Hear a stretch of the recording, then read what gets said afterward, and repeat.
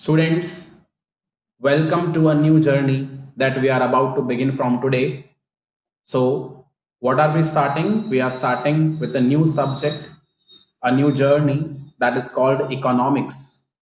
सभी बच्चे बहुत एक्साइटेड हैं ये जानकर के आज कुछ नया होने वाला है एंड एक्साइटमेंट होना जाहिर भी है। जब भी कोई नई चीज शुरू करते हैं तो बहुत सारे मन में सवाल उठते हैं और जैसा कि आपके मन के अंदर भी उठ रहे होंगे, सर इकोनॉमिक्स नया सब्जेक्ट है, कैसा होगा, क्या बहुत टिपिकल है, क्या बहुत आसान है, किस तरह का सब्जेक्ट है, क्या क्या बातें पढ़ने को मिलेंगी। बच्चों, अभी सारी चीजों को दिमाग से हटा दीजिए, है ना। नया सब कुछ है, डेफिनेटली आपके लिए बिल्कुल नई चीज है। It's a brand new thing for all of you. But मैं आपको बताऊं, ये जर्नी हमारी बहुत अच्छी रहने वाली है। इकोनॉमिक्स जितना बढ़िया सब्जेक्ट मुझे कोई भी नहीं लगता। It is the best subject and I can proudly से कि मुझे बहुत अच्छा लगता है कि मैं सब्जेक्ट को पढ़ाता हूँ। वाई? आपको ऐसा लग रहा है सर आपको इतना क्या प्यार है इकोनॉमिक्स से? बच्चों, इसलिए प्यार है क्योंकि economics will make you a wiser person. Economics पढ़ने की वजह से हमारे अंदर बहुत सारे चेंजेस आते हैं। हम चीजों को काफी प्रैक्टिकली असेस करना स्टार्ट कर देते हैं, क्योंकि इकोनॉमिक्स जो होती है वो आपको अपनी प्रैक्टिकल लाइफ से कनेक्ट कर देती है। अच्छा, आपको ऐसा लग रहा है? मतलब आप मुझसे सवाल पूछो, सर आपको ऐसा लगता है कि इकोनॉमिक्स ने आपको प्रैक्टिकल लाइफ से कनेक्ट करा? जी हाँ बच्चों, मुझे बिल्कुल ऐसा लगता है कि इकोनॉमिक्स ने मुझे प्रैक्टिकल लाइफ से कनेक्ट किया है। ऐसा मुझे इसलिए लगता है और मैं आपको ये बात प्रूव करूंगा अभी अपनी आज की क्लास के अंदर भी। हम रेगुलरली ऐसे बहुत सारी एक्टिविटीज परफॉर्म करते हैं डेली बेसिस पर जिसके अंदर इकोनॉमिक्स इन्वॉल्व है, बट हम कभी सोचते नहीं है कि इसमें इकोनॉमिक्स का इन्वॉल्वमेंट था या नहीं था। कभी हमने उस पॉइंट ऑफ व्यू से सोचा ही नहीं। यानी आप डेली बेसिस पर, रूटीन बेसिस पर जितने भी काम करते हो उसमें आप कई दफा इकोनॉमिक्स अप्लाई कर देते हो, बट आप ये सोच नहीं पाते कि क्या आपने वाकई में उसके अंदर इकोनॉमिक्स को अप्लाई करा था या नहीं करा था। तो आज की इस क्लास के बाद में डेफिनेटली आपको भी एक बहुत बढ़िया फीलिंग आने वाली है इकोनॉमिक्स को लेकर कि इकोनॉमिक्स जैसा आपने कहीं सुना होगा किसी और से कि यार बहुत खराब है भाई, समझ में नहीं आता, कोचिंग लेना जरूरी है, इसके बगैर तो पास भी नहीं हो सकते। मे बी जो आपके इस तरह के भ्रम है वो दूर होना शुरू हो जाएंगे मेरी क्लास में आने के बाद में। डेफिनेटली ऐसा होगा। इकोनॉमिक्स मैं आपको बहुत इंटरेस्टिंग तरीके से पढ़ाने की कोशिश करूंगा। देखो, मैं कोशिश कर सकता हूं, ठीक है ना। I will try to give my best to all of you. Now rest depends on your grasping power, it depends on your hard work. यानी मैं अकेला केवल कुछ नहीं कर पाऊंगा ना, आपको भी तो मेरे साथ उतना एफर्ट डालना पड़ेगा। अगर मैं आपको अच्छे से पढ़ाने को तैयार हूं तो आपको भी तो उसके ऊपर मेहनत करनी पड़ेगी। तो आपकी और मेरी मेहनत मिलकर, ठीक है, आपकी और मेरी मेहनत मिलकर देखते हैं क्या रंग लेकर आती है सब्जेक्ट के अंदर, इकोनॉमिक्स के अंदर। And I am very positive for it. और मुझे लगता है आप भी काफी पॉजिटिव होंगे इस बात को लेकर, ऐसे कुछ भी नहीं है। जब आज की आप क्लास पढ़ेंगे तो आपको आज से ही मजा आना शुरू हो जाएगा क्लास के दौरान ही, और आपको ये फीलिंग आ जाएगी कि नहीं, इकोनॉमिक्स इतना टफ नहीं है। और अगर किसी हमारे सीनियर ने इस तरह की हमारी इमेज बना रखी है सब्जेक्ट को लेकर कि इकोनॉमिक्स नहीं यार बहुत खराब सब्जेक्ट है भाई, समझ में नहीं आता, इससे दूर रहना, अरे यार पढ़ना ही मत इकोनॉमिक्स, तो ऐसा कुछ भी नहीं है। ये सब डाउट्स जो हैं आपके, जो परेशानियां हैं, ये डेफिनेटली दूर होंगी आज की क्लास के बाद में, ठीक है। तो सबसे पहले इस बात की चर्चा करते हैं जो आपके दिमाग में सवाल उठ रहा है कि सर इकोनॉमिक्स क्या है, व्हाट इज इकोनॉमिक्स एग्जैक्टली, है ना। और वैसे भी जब भी कुछ नया शुरू करते हैं तो बच्चे के दिमाग में पहला सवाल वही आता है कि एक्चुअल में है क्या। जैसे जब अकाउंटेंसी बिगिन करोगे तो समझ में आता है व्हाट इज अकाउंटेंसी। जब स्टार्ट करते हैं बिजनेस स्टडीज तो व्हाट इज बिजनेस स्टडीज। तो ऐसे इकोनॉमिक्स पे अगर स्टार्ट करेंगे तो ऑब्वियसली बात है, मेरा पहला काम तो ये होना चाहिए आपको ये समझाना कि इकोनॉमिक्स क्या है। एंड जहां तक है, शायद हम आज की क्लास के अंदर अपना पूरा का पूरा डिस्कशन, अपना पूरा का पूरा टाइम इसी बात पे खर्च कर देंगे इकोनॉमिक्स का मतलब क्या है। क्योंकि एक बार जब मैं आपको इकोनॉमिक्स का मीनिंग समझाऊंगा तभी आपको वो गुड फीलिंग वाली फीलिंग आना स्टार्ट होगी। और जैसे ही वो अच्छी फीलिंग आपके अंदर डेवलप होना स्टार्ट होगी तो आपका सब्जेक्ट का इंटरेस्ट लेवल जो है वो अपना पाना शुरू होगा, ठीक है ना। मुझे कुछ भी नहीं करना, देखो मेरा पर्पस केवल ये है कि मैं आपको अच्छे से पढ़ाऊं जिससे आपका इंटरेस्ट लेवल डेवलप हो। जिन बच्चों से आपने सुना भी होगा कि इकोनॉमिक्स हमको समझ में नहीं आता, इकोनॉमिक्स बहुत ही खराब लगता है, प्रॉब्लम बस यही है कि उनका इंटरेस्ट कभी डेवलप नहीं हो पाया उस सब्जेक्ट को लेकर। तो मेरी जो कोशिश है वो यही रहेगी कि आपको मैं एक अच्छे इंटरेस्ट लेवल पर लेकर जाऊं। जिससे आप उसको समझने की कोशिश ज्यादा करेंगे। और जैसा मैंने आपको स्टार्टिंग में बोला, economics will make you wiser, क्योंकि इकोनॉमिक्स प्रैक्टिकल लाइफ से कनेक्टेड है। प्रॉब्लम क्या है लोगों के साथ, जब सब्जेक्ट को पढ़ना शुरू करते हैं तो वो सोचते हैं कि यार मुझे ये डेफिनेशन याद कैसे होगी, मैं ये चीज को क्रैम्प कैसे करूंगा, ये मेरे को कैसे ग्रैस्प होगा, मैं उसमें कितने नंबर ला पाऊंगा या कितने नंबर नहीं ला पाऊंगी, ये सब बातें हम सोचने लग जाते हैं। और जैसे हम ये सारी बातें सोचते हैं, बस वहीं से प्रॉब्लम शुरू होती है, क्योंकि फिर आप रटने के प्रोसेस में घुसने लग जाते हो। बट कभी भी सब्जेक्ट को रटने से आपकी जो प्रॉब्लम्स है वो मिटेंगी नहीं, आपकी प्रॉब्लम और बढ़ेंगी। क्योंकि रटना तब फायदेमंद है जब आपको कंटेंट समझ में आया हो। अगर कंटेंट समझ में नहीं आया और प्लेनली क्रैमिंग करना स्टार्ट कर दी तो कोई सेंसिबल चीज नहीं हुई ना। तो अब ज्यादा टाइम वेस्ट नहीं करते हुए बस आगे बढ़ते हैं और समझते हैं व्हाट इज इकोनॉमिक्स। देखो, जब भी हम किसी चीज का मीनिंग समझना चाहते हैं तो हर चीज के ना दो तरह के मीनिंग होते हैं, ये बात आपको मालूम है। एक होता है सिंपल मीनिंग, एक होता है टेक्निकल मीनिंग, बड़ा घुमा फिरा कर जो मीनिंग निकालते हैं वो। सबसे पहले मैं सिंपल मीनिंग पर आऊंगा, और सिंपल मीनिंग के अंदर भी दो तरह की बातें आती हैं। एक वो मीनिंग जो हमें डिक्शनरी बताती है, और एक वो मीनिंग जो दुनिया वाले समझते हैं कि कुछ ऐसा होता होगा।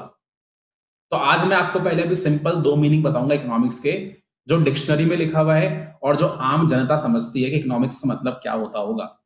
भाई जिन लोगों ने कभी सुना ही नहीं इकोनॉमिक्स के बारे में, जो केवल बस इकोनॉमिक्स को कनेक्ट करते हैं कि अच्छा इसमें वर्ड इकोनॉमिक्स है तो इकोनॉमिक्स मतलब इकोनॉमी हमने कहीं सुना हुआ है, Indian economy, US economy, Chinese economy, news पे कभी कभार देख लेते हैं, इंग्लिश चैनल देख रहे हैं, अब वो कोई न्यूज का चैनल चल रहा है इंग्लिश का, उसमें लिखा था इकोनॉमी, इंडियन इकोनॉमी के अंदर ये हो गया, तो बस वो इकोनॉमी सुनकर कुछ दिमाग लग जाता है कि अच्छा ये होगा इकोनॉमिक्स का मतलब।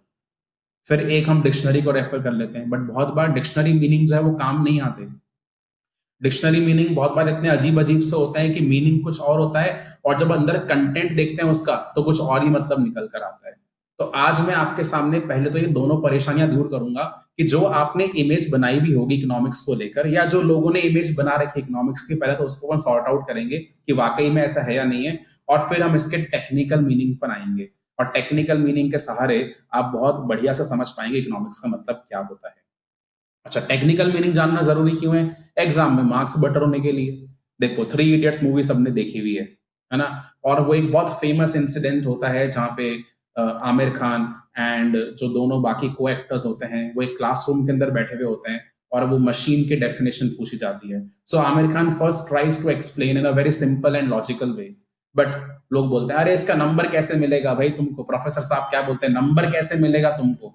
तो वो नंबर लेने के लिए हमको थोड़ी चतुर वाली डेफिनेशन भी आनी चाहिए, ठीक है? तो मुझे आपको ना दोनों काम सिखाने हैं। I would try to make you all a combo of Aamir Khan as well as that Chatur साहब। क्यों? क्योंकि आमिर खान वाली नॉलेज चाहिए चीजों को समझने के लिए, एनालाइज करने के लिए, इंट्रोस्पेक्ट करने के लिए। चतुर वाली नॉलेज भी क्यों चाहिए? मार्क्स देने के लिए। हालांकि आमिर खान ने भी डेफिनेटली एग्जामिनेशन में चतुर वाली लैंग्वेज ही लिखी होगी, तभी तो वो हमेशा फर्स्ट रहा था, राइट?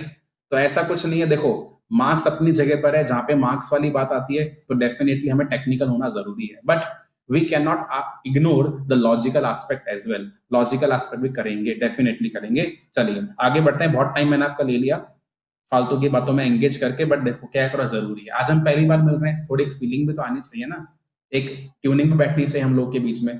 तो सोचो आते ही पहले मिनट में बोलता अरे इकोनॉमिक्स है, इकोनॉमिक्स वो है, अब मजा ही नहीं आता, आपको बोले ये क्या है यार, है ना? हमने पहले एक ट्यूनिंग बैठा, एक फाइन ट्यून करा मैंने आपको आपके साथ में। एक अगर कुछ फियर है तो फियर भी निकल रहा है धीरे धीरे, राइट? चलिए बच्चों ध्यान दीजिए, अब क्या लिखा है, literal meaning of the term economics. बोलते हैं इकोनॉमिक्स का लिटरल मीनिंग क्या है। Now whenever I talk about the literal meaning, it is that meaning which might be mentioned in some dictionary, या फिर आपने गूगल से पूछा hey tell me what is economics, तो गूगल ने आपको विकिपीडिया खोल कर दे दिया, और भी बहुत सारे सर्च पेजेस खोल कर दे दिए, रिजल्ट्स आ गए बहुत सारे इकोनॉमिक्स के बारे में, और कहीं पे इकोनॉमिक्स का डिक्शनरी का मीनिंग मिला कि अच्छा इकोनॉमिक्स का मतलब ये है। तो क्या है इकोनॉमिक्स का मतलब डिक्शनरी के अकॉर्डिंग देखेगा? It is a science that studies human activities in relation to wealth. It is a science that studies human activities in relation to health. तो इस लिटरल मीनिंग के अनुसार मुझे आपको तीन बातें समझानी है बस। और ये 3 बातें अगर मैंने आपको समझा दी तो आपको पहला वाला मीनिंग तो क्लियर हो जाएगा। फिर मैं आपको लेकर चलूंगा सिंपल मीनिंग के सेकंड नजरिए में, जो लोग सोचते हैं इकोनॉमिक्स के बारे में, और फिर टेक्निकल मीनिंग को लेकर जाऊंगा। आप बोलेंगे सर हमें एग्जाम में क्या करना है? बच्चों एग्जाम में तो आपको टेक्निकल मीनिंग ही लिख कर आना है, तो टेक्निकल मीनिंग पे समझाऊंगा, रटवाऊंगा कुछ भी नहीं, ठीक है ना, समझाऊंगा सब कुछ, बट आपको एग्जाम में टेक्निकल मीनिंग लिखना लिखना होगा। ये वाला मीनिंग हम कॉपी के अंदर नोट भी नहीं करेंगे, ये केवल हमारी अंडरस्टैंडिंग के लिए, हमारी समझ के लिए है। तो क्या लिखा है बच्चे देखेंगे, it is a science that studies human activities in relation to wealth. मुझे पहला वर्ड यहाँ पे पकड़ना है, वो है science. The first word that is coming to my mind is science. So science, जब भी साइंस सुनते हैं, कई लोग के तो ऐसे ही कांपना शुरू हो जाते हैं कई बच्चे, तो सर साइंस आ गया, हे भगवान, साइंस, सर ये फिजिक्स, केमिस्ट्री, बायोलॉजी, अरे इसको छोड़कर तो हमने कॉमर्स लिया था, ये क्या फिर से साइंस की चर्चा होने शुरू हो गई। बच्चों साइंस एक्चुअली क्या है कि आपकी एज में साइंस सुनते ही दिमाग में यही आता है, बस केमिस्ट्री आ गया, फिजिक्स आ गया, बायोलॉजी आ गया, आपके लिए साइंस में ही खत्म हो गई। अरे साइंस इतना छोटा नहीं है प्यारे बच्चों, साइंस केवल ये नहीं है कि फिजिक्स की बात कर ली, केमिस्ट्री की बात कर ली, नहीं। साइंस क्या है? हम जब भी साइंस के बारे में समझते हैं, हम साइंस में सब्जेक्ट की बात नहीं करते, हम समझते हैं साइंस का एक्चुअल मीनिंग क्या है। तो साइंस एक एरिया है, साइंस एक फील्ड है। किस तरह की फील्ड है? जहां पे हम जो भी बात करते हैं वो सच्चाई होती है, वो ट्रुथ होता है। और वो ट्रुथ क्यों होता है? क्योंकि वो ट्रुथ एक्सपेरिमेंट्स के सहारे डिराइव किया हुआ होता है, राइट? वो ट्रुथ होता है क्योंकि वो एक्सपेरिमेंट्स के सहारे डिराइव करा हुआ होता है। जैसे आज तक भी आप देखिए, कैंसर जैसी बड़ी बीमारी का एक प्रॉपर इलाज नहीं मिल पा रहा है। ठीक है, कीमोथेरेपीज वगैरह होती हैं, बट एक कैंसर का पूरा इलाज नहीं हमें मिल पा रहा है ना? कितने लोगों की डेथ कैंसर की वजह से हो जाती है। तो अब हम बोल रहे हैं कैंसर एक ला इलाज बीमारी है जिसका इलाज हमें नहीं मिल रहा। तो ये बात कैसे प्रूव हुई? साइंस की वजह से ना, क्योंकि एक्सपेरिमेंट्स हुए, फैक्ट देखे गए, इतने सारे लोगों के ऊपर स्टडी करा गया कि अगर किसी को ये बीमारी हुई तो क्या वो उससे क्योर हो पाए? नहीं हो पा रहे। साइंस है ना? ग्रेविटी, मोशन, फोर्स, इनके ऊपर जो भी लॉस बने हुए हैं सब साइंटिफिक है। तो जब भी हम साइंस की बात करते हैं तो साइंस का मतलब क्या है? Something that is truth, something that is based on experiments, है ना? ऐसे मजाक नहीं, हवा में कुछ बात बोल दी, नहीं, ये साइंस नहीं होता। साइंस हमेशा एक्चुअल चीजों की बात करता है, रियलिटीज की बात करता है, राइट? एंड यहाँ पे जो भी चीजें डिराइव होती हैं वो एक्सपेरिमेंट बेस्ड होती हैं। बहुत सारी मेहनत के बाद, एक्सपेरिमेंट्स के बाद हम वो रूल अप्लाई करते हैं, और फिर वो रूल जो है हर जगह ट्रू हो सकता है, हर जगह वैलिड हो सकता है। ये हुई साइंस की बात, ठीक है? हालांकि हमारा सब्जेक्ट साइंस समझने का नहीं था, बट स्टिल मैंने आपको एक्सप्लेन कर दिया। So it is a science that studies human activities in relation to wealth. तो अब समझेंगे ह्यूमन एक्टिविटीज का मतलब क्या।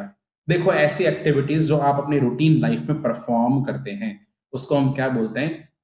Human activities. तो यहाँ पे मेरे पास बहुत सारी अलग अलग एक पिक्चर्स हैं इस बात को समझाने के लिए कि what activities you may perform.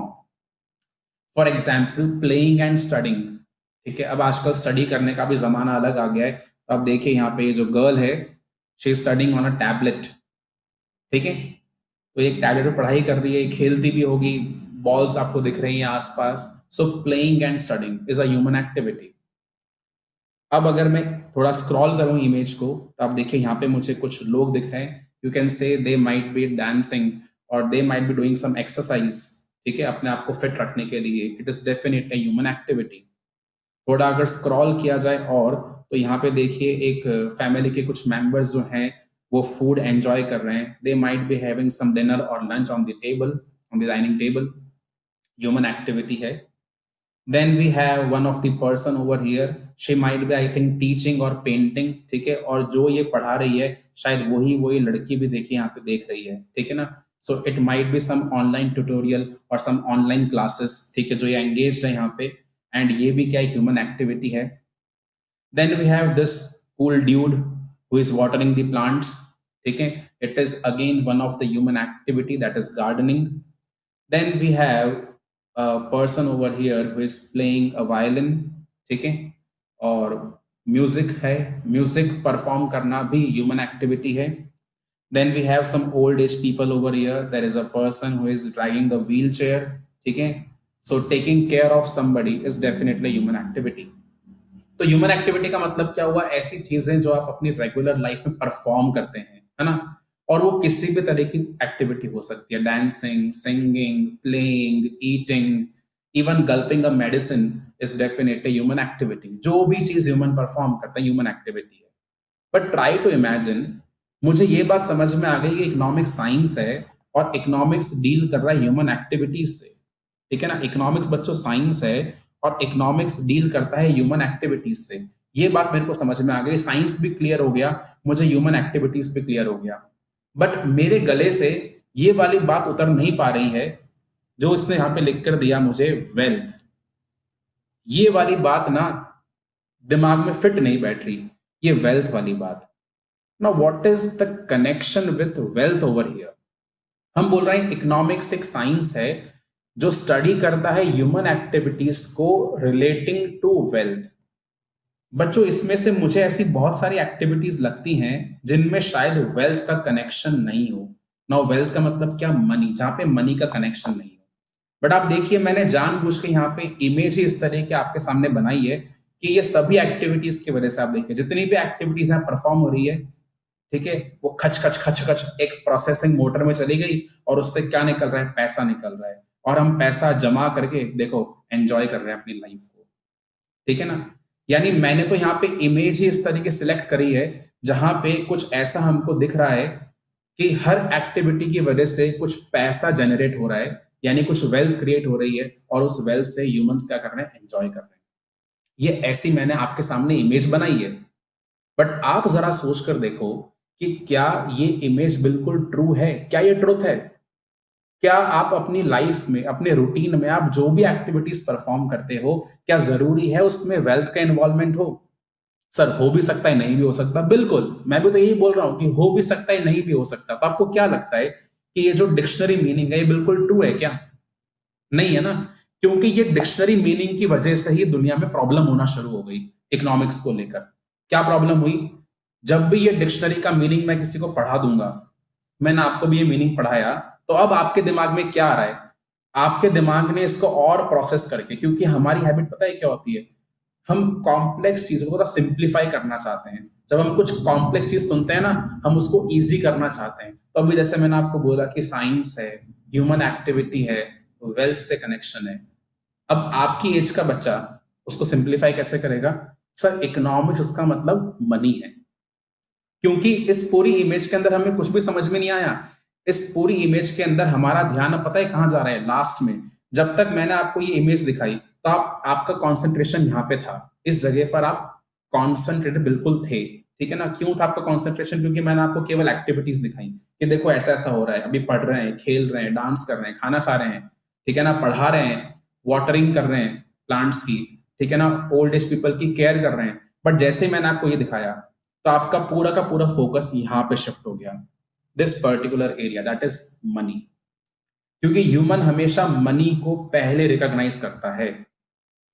आपके सामने कितनी सारी चीजें क्यों ना रखी हो, money will be the first thing that will attract you, and this is where the problem arises now. जैसे हमने बोला कि इकोनॉमिक्स एक साइंस है in relation to the human activities that are connected with wealth, तो बस लोगों का दिमाग क्या जाता है? लोग ये समझते हैं सर इकोनॉमिक्स का मतलब है मनी। तो यहीं से हमारी दिक्कतें शुरू हुई। वो दिक्कतें क्या हैं? अब जब लोग इकोनॉमिक्स का मतलब सुनेंगे, जब इकोनॉमिक्स सुनेंगे तो उनके दिमाग में क्या आएगा? It is all about money. क्योंकि एंड के अंदर बस मैंने आपको यही इमेज दी थी ना कि हर एक्टिविटी से कुछ पैसा जनरेट होना चाहिए। बट मैं आपको बोल रहा हूं जरूरी नहीं है हर एक्टिविटी से पैसा जनरेट हो। But as soon as you heard about wealth, our mind goes in a single direction. Yes, it is about money. So I would say now economics is not about money. ठीक है, दो simple meaning मैंने आपके सामने अभी discuss करे economics को लेकर। पहला मीनिंग क्या था? डिक्शनरी मीनिंग, जहां पे ये लिखा इकोनॉमिक्स एक साइंस है। बिल्कुल ठीक है, इकोनॉमिक्स साइंस है। जब टेक्निकल मीनिंग पे भी आओगे तो भी इकोनॉमिक्स साइंस ही मानी जाएगी। ह्यूमन एक्टिविटीज को पढ़ना है, डेफिनेटली ये बात भी सच है। बट जो लास्ट वाली बात है रिलेटिंग टू वेल्थ, उससे जो आपने दिमाग में एक इमेज बना ली कि इकोनॉमिक्स का मतलब है connection with money, that is not at all true. Economics में मनी का कनेक्शन हो भी सकता है और नहीं भी हो सकता। और अब जो मेरा आगे का डिस्कशन आने वाला है वो इसी बात को लेकर आने वाला है कि इकोनॉमिक्स वाकई में केवल मनी नहीं है, वो मनी के अलावा बहुत सारी और बातें भी डील करता है। क्या है अब इकोनॉमिक्स सुनना। पहले मैं आपको बहुत ही आसान शब्दों के अंदर बताऊंगा इकोनॉमिक्स का मतलब क्या है, यानी पहले आमिर खान की लैंग्वेज के अंदर बताऊंगा कि इकोनॉमिक्स का मतलब क्या है, फिर हम वो चतुर वाले डेफिनेशन पर भी आने वाले हैं। तो अगर मैं आपको इकोनॉमिक्स को बहुत सिंपल भाषा के अंदर बताऊं तो इकोनॉमिक्स का मतलब है making of choices. Making of choices यानी इकोनॉमिक्स को अगर बहुत ही आसान आसान शब्दों में कहा जाए तो economics is a science of making choices. Now what are choices? क्या काम करें? Is it right for me to do work A और is it right for me to do work B? I cannot do both of the things at a single point of time. So I have to select whether work A or work B. तो मैंने select कर लिया work A, okay. So I have to reject work B. अगर मैंने work A को select करा, मुझे work B को reject करना पड़ेगा। तो मैंने यहाँ पे क्या लिया? Choice लिया। And taking choices is what economics. अब आपको लग रहा है सर ये तो बहुत घूम गई बात, कहाँ हम पैसे से चॉइस पर आ गए? बिल्कुल बच्चों, हम पैसे से चॉइस पर आ गए। यानी जब भी हमारे पास में अलग अलग ऑप्शंस अवेलेबल हैं तो हम अपने माइंड फ्रेम में, अपने मेंटल फ्रेम में उन ऑप्शंस को वे करते हैं। यार मुझे कौन सा काम करने से कितना फायदा मिलेगा, कौन सा काम करने से कितना नुकसान पहुंचेगा, वो हम अपने मन में सोच लेते हैं और फिर मन में सोचकर एक डिसीजन पर पहुंच जाते हैं, नहीं मुझे ये करना चाहिए। ये जो बच्चों डिसीजन आपने लिया ना वो इकोनॉमिक्स है। अब आप सोचो, क्या इस तरह के इकोनॉमिक्स अपने डे लाइफ में अप्लाई नहीं करते? आप बिल्कुल अप्लाई करते हैं अपनी रूटीन लाइफ के अंदर, आप ये सब चीजें करते हैं। आप सोचते हैं कि नहीं मुझे ये नहीं करना, मुझे ये करना है, और ये जो करना डिसाइड आपने किया ये इकोनॉमिक्स है। कितना सिंपल है आप समझो। मैं आपकी पर्सनल लाइफ से इकोनॉमिक्स को कनेक्ट कर रहा हूं जिससे आप समझ पाए कि yes economics will make you wiser, definitely will make you wiser and it will make you a better decision maker. आप फ्यूचर में बहुत अच्छे तरीके से डिसीजंस ले पाएंगे चीजों को समझकर, क्योंकि इकोनॉमिक्स हमें यही तो बताता है। कैसे बताता है अभी आगे और देखते हैं। तो अगर हम समझें कि economics is about making choices और चॉइस के साथ हम पैसे को कनेक्ट करें, मनी को कनेक्ट करें, तो अब मैं आपको बताऊंगा कि बहुत सारी चॉइसेस जो हैं जहां पे कोई मनी का लिंक नहीं होता, मनी का कनेक्शन डायरेक्टली नहीं होता, बट स्टिल वो इकोनॉमिक्स में कवर होती है। जैसे कि एग्जाम्पल लेते हैं, अलग अलग काफी सारे एग्जाम्पल लेंगे जब तक कि आपको बात पूरी समझ में ना आए। आपके सामने एक चॉइस आई कि क्या आपको एप्पल कंज्यूम करना चाहिए या आपको ऑरेंज कंज्यूम करना चाहिए। दोनों आपको खाने की इच्छा नहीं है, आपको एक ही कंज्यूम करना है, तो एप्पल खाएं या ऑरेंज खाएं। अब आप इसमें से जो भी चॉइस करेंगे, whether you want to have an apple और एन ऑरेंज, यहां पे मनी का इन्वॉल्वमेंट होगा। कैसे होगा?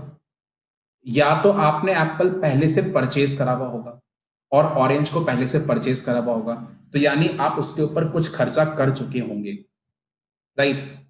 या फिर अगर एप्पल और ऑरेंज आपके पास में अभी अवेलेबल नहीं है तो आप उसे परचेज करके फिर कंज्यूम करेंगे। तो इसका मतलब क्या हुआ? यहां पे मनी का इन्वॉल्वमेंट है।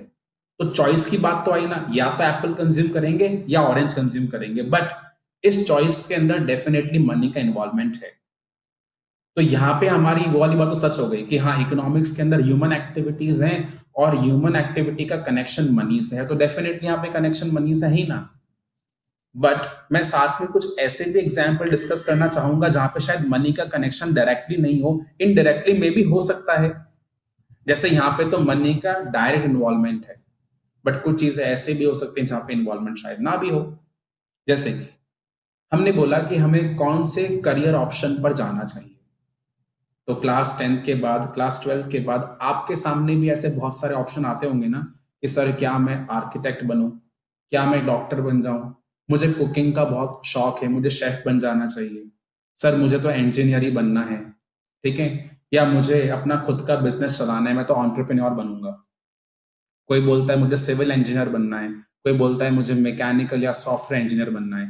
बहुत सारे करियर की चॉइसेस आपके सामने होती है, होती या नहीं होती? तो आपको कौन सा करियर चूज करना चाहिए, आप कैसे डिसाइड करते हो? क्या करियर को चूज करते वक्त आप अपने माइंड में पहले पैसा लेकर आते हो? नहीं। हाँ, बट बहुत बार ये होता है कि पैसा सोचने से आपके लिए चीजें आसान हो जाती हैं। जैसे कि आप पैसा दिमाग में कैसे लेकर आते हैं कि अगर मैं डॉक्टर बनूंगा तो मुझे आगे जाके इतने पैसा कमाने का मौका मिल सकता है। अगर मैं शेफ बनूंगा तो मुझे आगे जाके इतना पैसा कमाने को मिल सकता है। तो यहाँ पे मनी का कोई डायरेक्ट कनेक्शन नहीं है। आपने सोचा कि मुझे कॉमर्स लेकर सीए बनना है या मुझे साइंस लेकर डॉक्टर बनना है, ठीक है? तो इसके अंदर आपकी ओर से कोई मनी का इन्वॉल्वमेंट तो नहीं हुआ ना। हाँ, डेफिनेटली आगे जाके मनी का इन्वॉल्वमेंट हो सकता है, बट ये बात सोचने में कि मुझे साइंस देना है या मुझे कॉमर्स देना है या मुझे ह्यूमैनिटीज में अपने करियर को बनाना है, यहाँ पे तो कोई मनी का इन्वॉल्वमेंट हुआ नहीं, डायरेक्टली तो नहीं हुआ ना।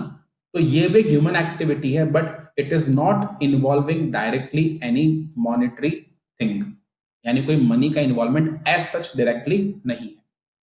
और भी क्या एग्जाम्पल हो सकते हैं? Should I be in a relationship? छोटे छोटे बच्चे भी, बेचारे क्लास 6 के बच्चे, 7th के बच्चे, 8th के बच्चे, उनके भी आजकल तो गर्लफ्रेंड और बॉयफ्रेंड होते हैं। बताओ, बहुत अजीब सा जमाना आ चुका है। तो अगर कोई डिसाइड करता है कि yes, I want to get married, I want to have kids, तो ये भी तो एक चॉइस लेना है ना। मैरिज करनी या नहीं करनी चॉइस है। आपकी गर्लफ्रेंड होनी चाहिए या नहीं होनी चाहिए, बॉयफ्रेंड होना चाहिए या नहीं होना चाहिए, हाफ गर्लफ्रेंड होनी चाहिए या नहीं होनी चाहिए, आपकी चॉइस है ना ये तो कैसे मनी का इन्वॉल्वमेंट है? डायरेक्टली तो मनी का इन्वॉल्वमेंट नहीं है, इनडायरेक्टली बहुत तरीकों से हो सकता है। जब रिलेशनशिप में आएंगे तो फिर घूमना फिरना भी पड़ेगा, वैलेंटाइंस डे भी आएगा, गिफ्ट भी देना पड़ेगा, ठीक है? तो बात अलग है, वहां मनी का इन्वॉल्वमेंट आगे जाके हो सकता है। बट जिस टाइम पे रिलेशनशिप में एंटर होना था, क्या उस टाइम सोच रहे थे आप कि कितना पैसा इन्वॉल्व होगा? कि नहीं यार, मैं तो इसको शादी तभी करूंगा जब मेरा पैसा कम खर्च हो, यही बात सोच रहे थे क्या आप? नहीं। उस टाइम पे बस जब लव एंड अफेक्शन हिट हुआ, वो कहते हैं ना, पहली बार में दिखते घंटियां बज गई, वो वाली चीज हो गई हमारे साथ में। ठीक है, हमने बोल दिया, हमने प्रपोज कर दिया, शादी कर ली, बट क्या पैसे का एंगल दिमाग में आया था? नहीं आया था। ये भी आपने चॉइस ली, बट कोई मनी का कनेक्शन नहीं हुआ, राइट? और भी एग्जाम्पल है, देखिए। Now suppose that you are married and now you have taken up a job. आप काम पे जाते हैं। अब अक्सर ऐसा होता है, हर शहर के अंदर एक जगह पर जाने के लिए बहुत सारे अलग अलग रास्ते होते हैं। आप पॉइंट ए से भी जा सकते हो, पॉइंट बी से भी जा सकते हो, पॉइंट सी से भी जा सकते हो, और कहीं से भी जाओ आप उस लोकेशन पे पहुंच जाओगे। अंतर क्या होता है? डिस्टेंस का। कोई शॉर्टकट रूट हो सकता है, कोई बहुत लॉन्ग हो सकता है। सो यू में डिसाइड कि आज हम पॉइंट सी से ना जाकर आज पॉइंट जाएंगे बी से। तो पॉइंट बी से जाएंगे तो पॉइंट बी से आप जा रहे हो, ठीक है, ये आपने चॉइस लिया। क्या इससे मनी का इन्वॉल्वमेंट है? शायद नहीं है, बट कुछ जगह पर मनी का इन्वॉल्वमेंट हो सकता है। If you are travelling by a car, ठीक है, तो हो सकता है जो पेट्रोल कंजम्पशन है या जो फ्यूल कंजम्पशन है वो डिपेंड करता है आपने कौन सा रास्ता लिया। अगर आपने बहुत लॉन्ग रूट ले लिया, ज्यादा पेट्रोल खर्च होगा।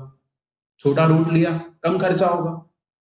बट अगर आप पैदल ही जा रहे हो, आपका मनी का इन्वॉल्वमेंट नहीं है, बस आपका टाइम का इन्वॉल्वमेंट है डेफिनेटली। तो आप देखिए, यहाँ पे भी हमने चॉइस लेना है कि कौन से रूट से हमें काम पर जाना चाहिए, but we don't see any involvement of money in a direct manner.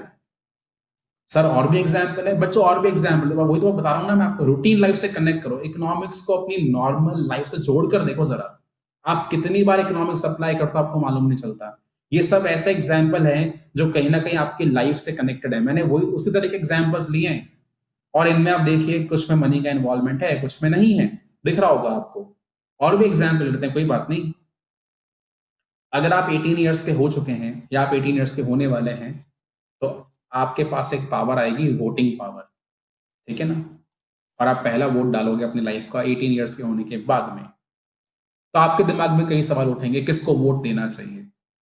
बहुत सारे पॉलिटिशियंस हैं, अपने अपने बड़े बड़े सुझाव देते हैं, वादे करते हैं, बहुत सारी प्रोमिस देते हैं, हम ऐसा कर देंगे, हम वैसा कर देंगे। और आप उस बात को सुनकर आपको एक अपील होती है दिमाग के अंदर कि नहीं यार, मुझे इस पर्सन को वोट देना चाहिए। आपने किसी पर्सन को वोट दे दिया, वो आपके कंट्री का नेता बन गया, प्राइम मिनिस्टर बन गया, प्रेसिडेंट बन गया। क्या कोई इसमें मनी का इन्वॉल्वमेंट था? बिल्कुल भी नहीं था। But depending on the type of the government, आगे जाके अच्छी अपॉर्चुनिटी क्रिएट हो सकती है आपके लिए, तो वहां पे एक मनी अर्निंग जो है वो बेटर हो सकती है। हो सकता है कोई अच्छी गवर्नमेंट आई, कोऑपरेटिव गवर्नमेंट, उसने टैक्स बहुत कम कर दिया, तो टैक्स कम करा तो आपका पैसा बचना शुरू हो गया। ठीक है। बट जिस टाइम पे आप गवर्नमेंट को चूज कर रहे थे, उस टाइम तो कोई ऐसा डायरेक्टली मनी का इन्वॉल्वमेंट नहीं था ना, नहीं था। यहाँ पे भी आपने चॉइस लिया। देखो बच्चों, मैं सारे वो एग्जाम्पल ले रहा हूं जो आपकी लाइफ से कनेक्टेड हैं, या अभी नहीं है तो आगे जाके होंगे, ताकि आप समझ पाए बेहतर तरीके से कि क्या हर किसी में मनी इन्वॉल्व है या नहीं है।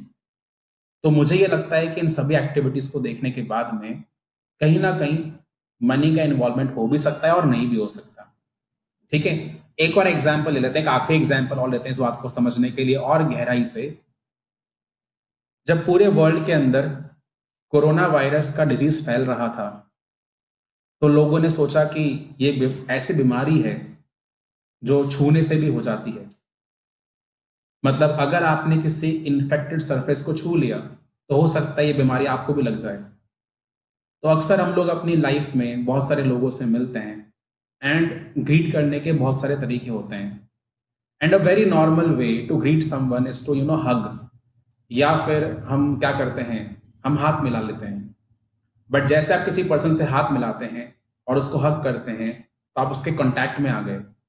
Now if that particular person is infected, वो बीमारी शायद आपको भी आ सकती है। तो हमने सोचा कि ठीक है, हमने अब चॉइस करना है ना कि हम कैसे किसी पर्सन को ग्रीट करें जिससे हमें कोरोना वायरस का इन्फेक्शन नहीं हो। सो यू में सिंपली से नमस्ते। ठीक है। आपने किसी को ऐसे वेव कर दिया हैंड, ठीक है, हो गई बात, कोई दिक्कत वाली बात नहीं है। ये भी चॉइस थी ना, ये भी आपने चॉइस ली। क्या इस चॉइस में कोई डायरेक्टली मनी का इन्वॉल्वमेंट था? नहीं था। बट मे बी हो जाए मनी का इन्वॉल्वमेंट। कैसे? कल को आपने किसी को गले लगा लिया और वो पर्सन इन्फेक्टेड था, और फिर आपको भी वो इन्फेक्शन हो गया, तो फिर आपको हॉस्पिटल में इलाज कराना पड़ेगा, आपको दवाइयां परचेस करनी पड़ेगी, वहां मनी का इन्वॉल्वमेंट हो सकता है। But just by waving a hand, वहां पे कोई मनी का इन्वॉल्वमेंट नहीं था। यानी आप देखिए अपनी रूटीन लाइफ में आप ऐसे बहुत सारे टास्क परफॉर्म करते हैं, अपनी डेली लाइफ के अंदर आप ऐसे बहुत सारे काम करते हैं जहां पे शायद मनी का इन्वॉल्वमेंट नहीं हो। तो सवाल ये होता है कि if there is no involvement of money, तो क्या वो चीज इकोनॉमिक्स के सब्जेक्ट में कवर होगी या नहीं होगी? डेफिनेटली होगी। क्योंकि हम क्या समझते हैं, that most of our daily और मंथली और लाइफ चॉइसेस हैव नथिंग और very little to do with money. बहुत सारी चीजें ऐसी हैं जिनका मनी से कोई कनेक्शन नहीं है, still they are a subject of economics, यानी फिर भी वो इकोनॉमिक्स के अंदर कवर होंगे। मैं आपको इसीलिए बोल रहा था बच्चों, बिल्कुल डिक्शनरी मीनिंग पर मत जाना, क्योंकि अगर आप बिल्कुल डिक्शनरी मीनिंग पर जाओगे तो आप उलझना शुरू करोगे। फिर आप इकोनॉमिक्स में हर चीज को पैसे से तोलना शुरू करोगे, बट इकोनॉमिक्स में हर चीज पैसे से मेजर नहीं होती। जिन चीजों के अंदर मनी का इन्वॉल्वमेंट नहीं है वो भी इकोनॉमिक्स है। तो इकोनॉमिक्स का एक बहुत जनरल सा, बहुत सिंपल सा मीनिंग क्या हुआ, whenever you are in a situation that you have to make a choice, क्या मैं ये काम करूं या मैं वो करूं, क्या मैं ऐसे करूं या मैं वैसे करूं, मुझे ये करने से क्या होगा, मुझे वो करने से क्या होगा।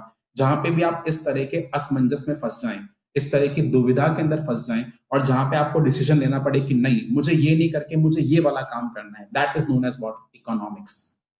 बहुत बार ये होता है कि हमें ये सोचने के लिए कि मुझे ये काम करना है या नहीं करना, हमें मनी का सहारा लेना पड़े। तो मनी आपके डिसीजन को आसान बना देता है। आसान कैसे? वर्क ए करेंगे तो 10,000 रुपीज लगेंगे, बट वर्क बी करेंगे तो 20,000 रुपीज लगेंगे। तो हम सोचते हैं क्या हमारे ये बजट में है या नहीं है। हाँ, अगर 20,000 का बजट है तो वो वाला काम कर लेते हैं, कोई बात नहीं। और अगर वो बजट नहीं है, 10,000 वाला कर लेंगे, क्या फर्क पड़ता है। तो क्या होता है, पैसे की वजह से बहुत बार चीजें आसान हो जाती हैं, बट जरूरी नहीं है कि हर चीज के अंदर पैसा इन्वॉल्व हो। So money is only a tool जो आपके डिसीजन मेकिंग प्रोसेस को बहुत बार आसान कर देता है। बट सोचो कि जहां पे मनी का इन्वॉल्वमेंट नहीं होगा, वहां पे आप कैसे सोचोगे? नहीं ना। आज अगर आपको किसी पर्सन को ग्रीट करना है, तो क्या आप ये सोचते हो कि यार अगर मैं इसके गले लगूंगा मुझे बीमारी हो जाएगी, बीमारी में खर्चा होगा? नहीं, कोई सोचता है कि इस तरह की बातें, पागलों वाली बातें कर रहे हैं ना। वो तो बस एक ऐसे अफेक्शन है, कभी भी कुछ भी जेस्चर हो गया, क्या मालूम चलेगा आपको। किसी को आपने गले लगाकर ग्रीट कर लिया, किसी को आपने नमस्ते करके ग्रीट कर लिया, ये तो इंस्टेंटली आपका माइंड काम करा ना। ये तो आप सोचा नहीं ना कि पैसे का इन्वॉल्वमेंट है या नहीं है, नहीं सोचा, कोई भी नहीं सोचता। तो आपको भी बताना चाह रहा हूँ कि बहुत सारी ऐसी चीजें होती हैं जहां पे जरूरी नहीं है कि मनी का इन्वॉल्वमेंट हो। अगर मनी का इन्वॉल्वमेंट नहीं है तो भी वो किसका सब्जेक्ट मैटर है, वो इकोनॉमिक्स का सब्जेक्ट मैटर है, राइट। तो बेसिक बात तो क्लियर हो गई।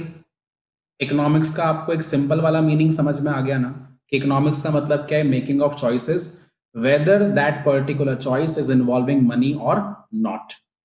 सो now we will move on to the technical meaning of economics, जो हमें अपने एग्जाम्स के अंदर प्रेजेंट करना होगा और जिसकी हेल्प से हम अपने मार्क्स गेन कर पाएंगे, ठीक है। अच्छा, क्या करना है अब आपको, यहाँ पे हमारी जरूरी बात आती है।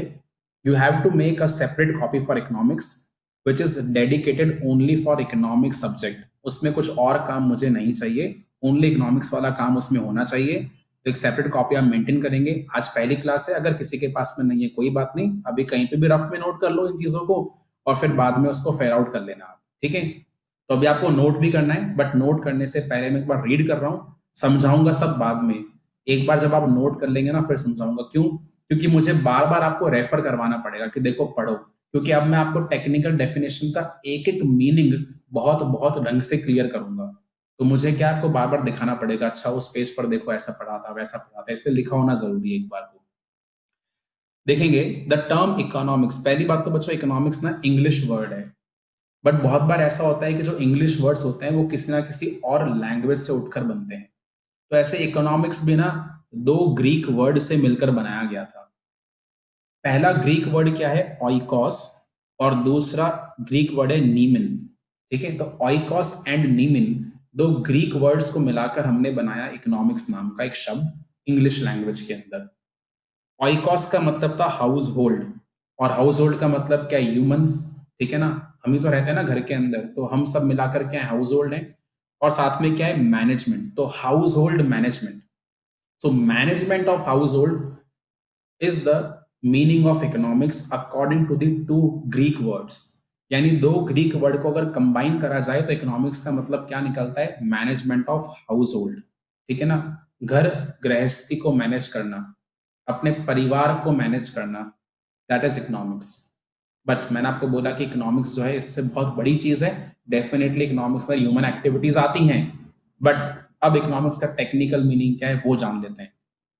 इकोनॉमिक्स इज अ साइंस, आपको मैंने कहा था टेक्निकल मीनिंग के अंदर भी साइंस आएगा।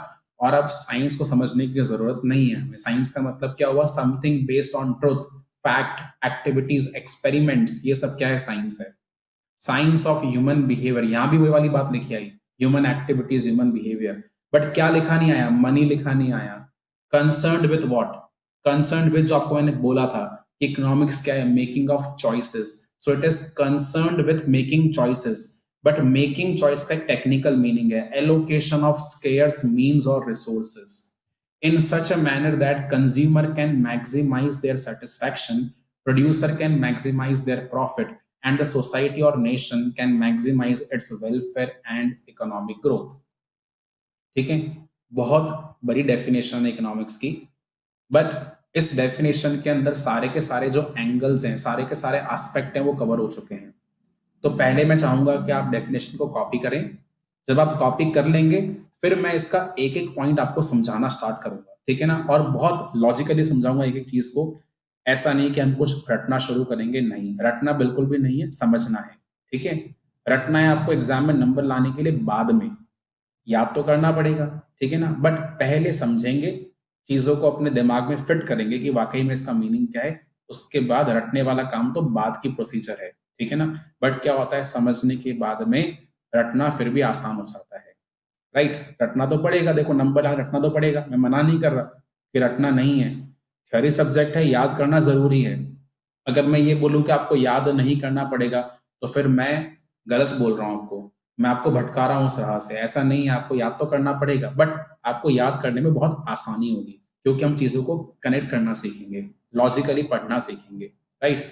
नोट करिए प्लीज फटाफट से डेफिनेशन को, पूरा नोट करना है। जो ये वाला पेज मैंने आपके सामने दिखा रखा है, आपको ये पूरा पेज कॉपी करना है। और अगर किसी को देखने में तकलीफ हो रही है, मैं एक काम करता हूँ, इसको थोड़ा और पूरा स्क्रीन पे इसको दिखा देता हूँ, जिससे आपको आसानी हो नोट करने के अंदर।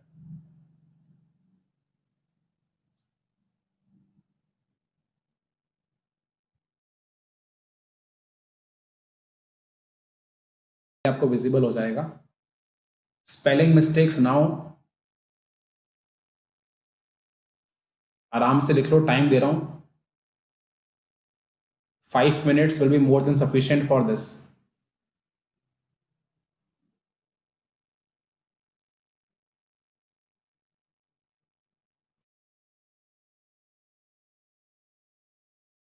जिस तरह से लिखा हुआ है ना, बिल्कुल वैसे ही नोट करना।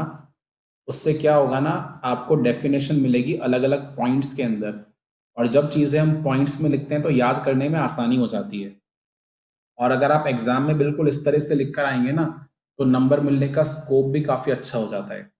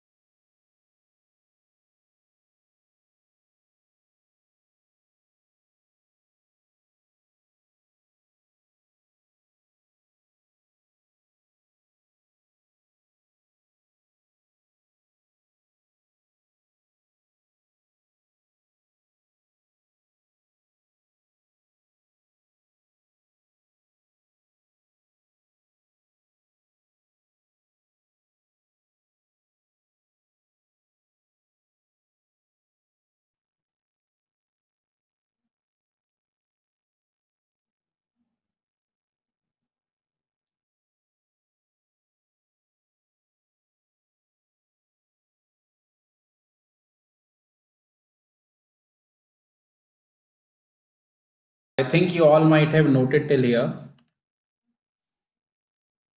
Let us move forward now. एक एक पॉइंट को समझेंगे बहुत बढ़िया तरीके से। साइंस ऑफ ह्यूमन बिहेवियर में आपको समझा चुका हूं, तो हम स्ट्रेस देंगे अपने आगे के वर्डिंग्स के ऊपर। एलोकेशन, स्केयर्स, मीन्स और रिसोर्सेज। मेकिंग चॉइस मैंने आपको पहले से एक्सप्लेन कर दिया, हालांकि इसको मैं फिर से डिस्कस करूंगा बाद में।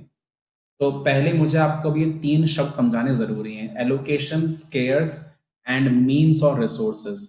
सबसे पहले मैं आपको एक्सप्लेन करूंगा मीन्स और resources. So whenever we hear about resources, तो हमारे सामने रिसोर्स के बारे में एक जो इमेज है वो क्या है कि सर रिसोर्स का मतलब कोई ऐसी चीज जो हमारे काम आए। और ये बिल्कुल ठीक बात है। रिसोर्स का मतलब कोई ऐसी चीज जो आपके काम की हो। और ये काम की चीजें दो तरह की हो सकती हैं, या तो बच्चों होती है नेचुरल या फिर होती है मैन मेड। तो नेचुरल के एग्जांपल्स क्या हो गए, जैसे कि forest, minerals, oil, water, wind and solar energy, natural gas, land resources, animals, ये सब क्या है, natural resources which are given to us by nature. ठीक है, जो नेचर ने हमें दिया है, जो एनवायरमेंट हमें दे रहा है, वो सब क्या है, नेचुरल रिसोर्सेज। बट कुछ रिसोर्स ऐसे होते हैं जो नेचुरल की हेल्प से ट्रांसफॉर्म होकर कन्वर्ट किस में होते हैं, मैन मेड रिसोर्स में। जैसे कि पेपर हो गया, ठीक है, आपके घर का फर्नीचर हो गया, राइट, खाना जो आपने पकाया, आपने क्रिकेट का बैट यूज करा, पढ़ाई के लिए आपने कोई पेंसिल यूज करी, मोबाइल फोन यूज करा, टैबलेट यूज करा, लैपटॉप यूज करा, आप जो किताबें यूज कर रहे हैं, ये सब क्या है, these all are man made resources, यानी जो लोगों ने बनाया है। ठीक है ना, अपना दिमाग लगाकर, अपनी स्किल्स लगाकर, अपनी लेबर को लगाकर जो चीजें लगाई, जो चीजें बनाई हैं, ठीक है ना, वो सब चीजें क्या है, मैन मेड रिसोर्सेज हैं। तो रिसोर्सेज दो तरह के हो सकते हैं। रिसोर्स के बारे में सबको मालूम है, सब कुछ बहुत चीजें मालूम है रिसोर्स के बारे में। सर रिसोर्स रिन्यूएबल भी हो सकते हैं, नॉन रिन्यूएबल भी हो सकते हैं, हमें यहाँ वो सब बातें नहीं पढ़नी।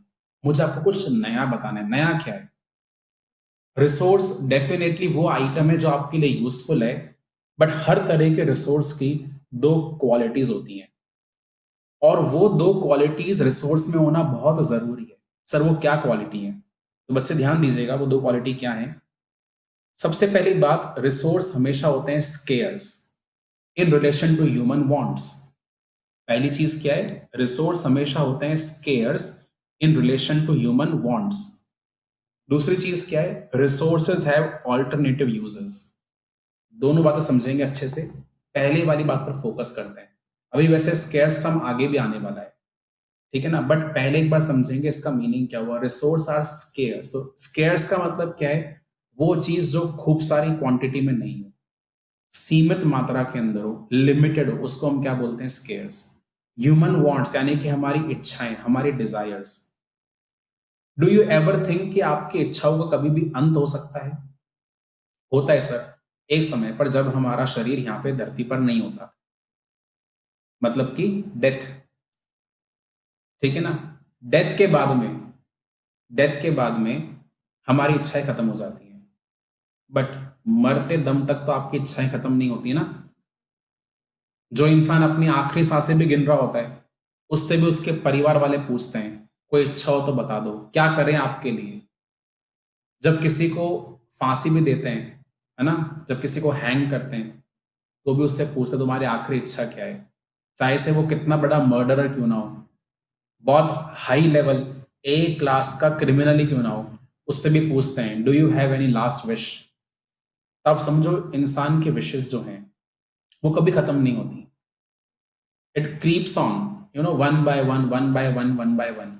अभी आप छोटे हैं, आपकी इच्छा है कि मेरे पास अपना खुद का एक पर्सनल मोबाइल फोन होना चाहिए, वो भी हल्का फुल्का नहीं, एप्पल का चाहिए, 70,000 का कम से कम होना चाहिए। मेरे पास अपनी पर्सनल स्कूटी होनी चाहिए। आप सोचते हैं मेरे पास बाइक होनी चाहिए। We should wear branded clothes. बहुत सारे हमारे ख्वाब हैं। आपको क्या लगता है, अगर आपके पापा मम्मी ये सारे ख्वाब पूरे कर दें आपके आज की तारीख में, तो कल कोई और चीज नहीं आएगी? आएगी ना, 100% आएगी। क्योंकि इंसान का नेचर ऐसा है, ह्यूमन की साइकोलॉजी ऐसी है कि एक चीज सेटिस्फाई होने के बाद में दूसरी ऑटोमेटिकली आती है। और इसका बेस्ट एग्जांपल क्या है, आपने आज खाना खाया, तो क्या हमेशा के लिए आपका खाना खाना खत्म हो जाता है? नहीं, आप कल भी खाओगे, और एक दिन में 3-3 बार खाओगे। तो इसका मतलब क्या है, जो ह्यूमन की वांट्स एंड डिजायर्स हैं कभी भी खत्म नहीं होती। तो हमारे डिजायर्स का पहाड़ बहुत बड़ा है, डिजायर्स का रेशो बहुत बड़ा है, आपको दिख रहा होगा इस इमेज के अंदर भी। Our wants are unlimited, but to fulfil our wants, to fulfil our desires, we have a small amount of resources. इसका मतलब रिसोर्स हमारे वांट्स के कंपैरिजन में क्या है, कम है। रिसोर्सेस हमारे वांट्स के कंपैरिजन में क्या है, कम है। So our wants are greater than the amount of resources, यानी रिसोर्स क्या है, स्केयर्स हैं, हमारी वांट्स के कंपैरिजन में स्केयर्स हैं। ऐसे हमें बहुत सारे लगते होंगे कि अरे नहीं खूब है यार, बट हमारी वांट्स के कंपैरिजन में तो कम है। दूसरी बात क्या है, resources have alternative uses. Her resource के बहुत सारे अलग अलग यूज होते हैं, यानी आप उसको अलग अलग काम के लिए इस्तेमाल कर सकते हो। और बेस्ट एग्जांपल है वाटर का। ना water can be use for variety of purposes, आपने देखा था उस इमेज के अंदर भी, स्टार्टिंग में वाटरिंग के लिए यूज कर सकते हैं, खाना खाते वक्त पीने के लिए इस्तेमाल कर सकते हैं, ऐसा खाना नहीं भी खा रहे नॉर्मली पी सकते हैं, हाथ धोने के लिए काम आ सकता है, स्विमिंग के लिए काम आ सकता है, लॉन्ड्री के लिए काम आ सकता है, बर्तन धोने में काम आ सकता है, नहाने में काम आ सकता है, गाड़ियां धोने में काम आ सकता है, मकान बन रहे होते हैं उस टाइम पे भी आपको पानी डालना पड़ता है बहुत सारा, ताकि वो नींव जो है मजबूत हो जाए। सीमेंट मिलाने के लिए पानी चाहिए होता है ना, पानी के कितने सारे यूजेस हैं आप देखो। यानी रिसोर्स एक है बट उसके यूज अनेक हैं, बहुत सारे हैं, है या नहीं है। तो हर रिसोर्स की क्वालिटी है। रिसोर्स पहली बात तो कम है ह्यूमन के वांट्स के कंपैरिजन में। दूसरी बात, रिसोर्स के क्या है, ऑल्टरनेटिव यूजेस हैं, बहुत सारे अलग अलग यूजेस हैं। तो ये मैंने आपको समझाया डेफिनेशन का केवल एक पहला टर्म, क्या था, resources. Economics is a science of human behaviour, science हमने समझ लिया, ह्यूमन बिहेवियर हमने समझ लिया, और थर्ड बात अभी समझी, मीन्स और रिसोर्सेज। तो इकोनॉमिक्स की जो आपने डेफिनेशन लिखी ना बच्चों, ये जो आपने यहां से लिखना स्टार्ट करा, यहां से जो आपने लिखना स्टार्ट करा, ये आपका फर्स्ट टॉपिक था, मीनिंग ऑफ इकोनॉमिक्स। ठीक है ना, ये आपका फर्स्ट टॉपिक था, मीनिंग ऑफ इकोनॉमिक्स। अब आप इसके बाद टॉपिक नंबर 2 बनाएंगे, और टॉपिक नंबर 2 आप लिखेंगे रिसोर्सेज, और फिर रिसोर्सेज के अंदर आप ये वाली बात कॉपी करेंगे। ठीक है ना, हम पॉइंट बाय पॉइंट सारी बातें समझेंगे, नोट करेंगे, जिससे आपके जो डेफिनेशन है वो पूरे तरीके से कवर अप हो जाए। ठीक है ना, बेहतर तरीके से कवर अप हो जाए। तो सेकंड टॉपिक आप लिखिए रिसोर्सेज, और रिसोर्सेज के अंदर फिर ये वाली बात जरा नोट करिएगा। ठीक है ना, मैं थोड़ा इसको जूम कर देता हूं, जिससे आपको जो विजिबिलिटी है वो थोड़ी बढ़ जाए। नोट डाउन करेंगे प्लीज, अपनी कॉपीज में आप नोट डाउन करिए।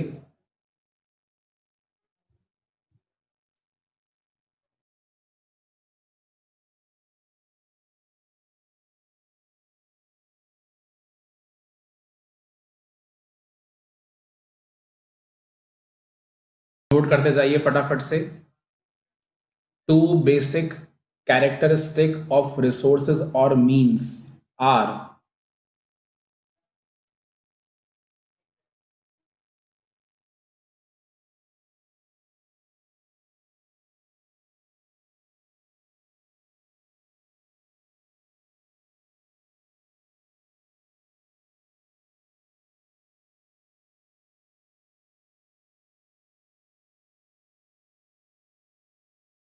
एग्जाम्पल के साथ में नोट करना।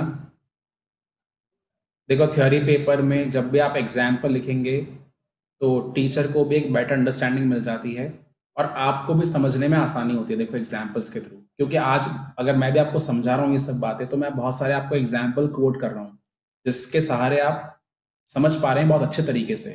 तो इसलिए एग्जाम्पल हमेशा देकर आने चाहिए जहाँ पे भी अवेलेबल हो, और एग्जाम्पल हर जगह अवेलेबल होते हैं। अब देखना, मैं अपनी हमेशा क्लास के दौरान एग्जाम्पल लेके आपको समझाऊंगा, तो अगर मैं आपको हर चीज का एग्जाम्पल दे सकता हूँ, तो डेफिनेटली आपको भी एग्जाम्पल देकर ही आना चाहिए एग्जाम के अंदर।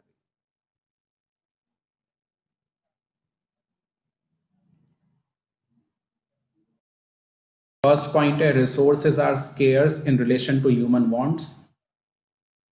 Second is resources have alternative uses. For example, land may be used to grow wheat or rice, or may be used for construction of buildings. ठीक है, अलग अलग ऑप्शन आपके पास में अवेलेबल हैं। क्योंकि रिसोर्स है तो रिसोर्स जैसे ही बात करेंगे, रिसोर्स के हमेशा ऑल्टरनेटिव यूजेस होंगे ही होंगे।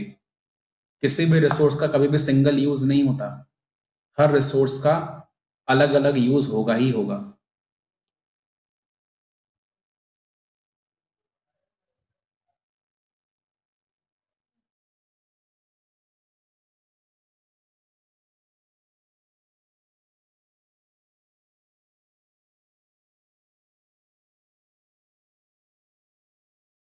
नोट कर लिया है सबने? पहला पॉइंट समझ में आया नहीं आया?